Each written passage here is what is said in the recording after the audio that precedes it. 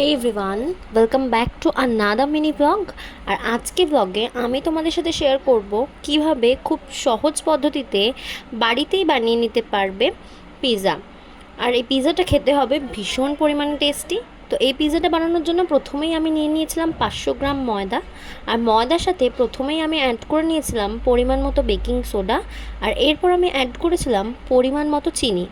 আর এই জিনিসগুলোকে খুব ভালোভাবে ময়দার সাথে মিক্সড করে নিতে হবে। আর এরপর আমি ময়দার সাথে অ্যাড করেছিলাম বেশ কিছুটা পরিমাণে টক দই। আর টক দইটাকে খুব ভালো করে ফেটিয়ে নিতে হবে যাতে টক দইয়ের কোনো গোটা অংশ না থাকে। আর এই পুরো ময়দাটাকেই মেখে ফেলতে হবে টক দই দিয়েই। এখানে কোনো রকম কোনো জল ব্যবহার করা যাবে না, পুরোটাই মাখতে হবে টক দইটা দিয়েই। আর মাখার পর বেশ কিছুক্ষণ এই ময়দাটাকে চাপা দিয়ে রাখতে হবে। যতক্ষণ ওটা চাপা দিয়ে রেখেছিলাম ততক্ষণ আমি রেডি করে নিয়েছিলাম সমস্ত ভেজিটেবলগুলো। আর চিকেনটাকে রেগুলার মশলা দিয়ে ফ্রাই করে নিয়েছিলাম।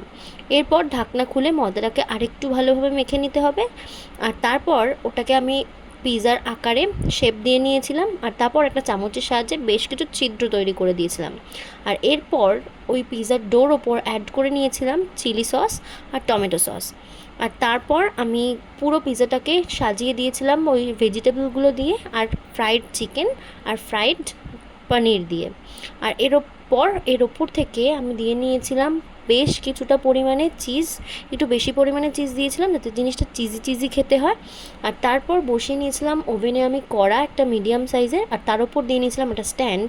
আর তারপর এই প্লেটটার মধ্যে আমি পিৎজার ডোটাকে বসিয়ে খুব ভালোভাবে কড়ার ঢাকনাটা চাপা দিয়ে দিয়েছিলাম যাতে ভেতরের স্টিমটা বাইরে না বেরোয়। ব্যাস 40 মিনিটস মতো চাপা দেওয়ার পরেই এটা আমি রেডি হয়ে গেছিলো পিৎজাটা। আর খেতে হয়েছিল দারুণ টেস্টি।